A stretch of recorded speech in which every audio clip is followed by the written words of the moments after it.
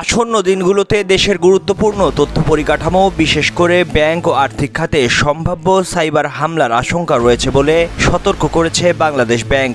এরই মধ্যে ব্যাংক ও আর্থিক প্রতিষ্ঠানগুলোর প্রধান নির্বাহী কর্মকর্তাদের কাছে একটি জরুরি নির্দেশনা পাঠানো হয়েছে। কেন্দ্রীয় ব্যাংকের নির্দেশনায় সাইবার সুরক্ষা নিশ্চিত করতে একাধিক গুরুত্বপূর্ণ পদক্ষেপ গ্রহণের নির্দেশ দেওয়া হয়েছে। এর মধ্যে রয়েছে সার্ভার, ডেটাবেজ ও সিস্টেমসমূহে প্রয়োজনীয় সিকিউরিটি প্যাচ আপডেট করা, অপ্রয়োজনীয় পার্ট বন্ধ রাখা এবং ন্যূনতম অ্যাক্সেস সুবিধা নিশ্চিত করা, ডেটা ব্যাকআপ নিশ্চিত করা এবং 3-2-1 ব্যাকআপ কৌশল অনুসরণ, সমস্ত স্তরে ডেটা এনক্রিপশন, গুরুত্বপূর্ণ সিস্টেমে মাল্টিফ্যাক্টর অথেন্টিকেশন চালু, সন্দেহজনক কার্যক্রম যেমন লেটারাল মুভমেন্ট, DDoS ও ডেটা চুরি শনাক্তে SIEM ও NIDS ব্যবহারের নির্দেশ,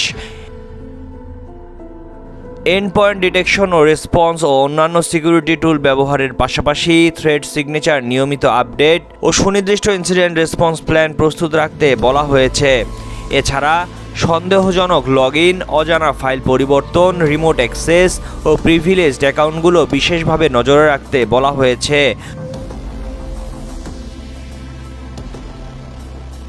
কোনো ধরনের ইন্ডিকেটরস অফ কম্প্রোমাইজ পাওয়া গেলে তাৎক্ষণিকভাবে ব্যবস্থা গ্রহণ ও বাংলাদেশ ব্যাংককে অবহিত করতে বলা হয়েছে।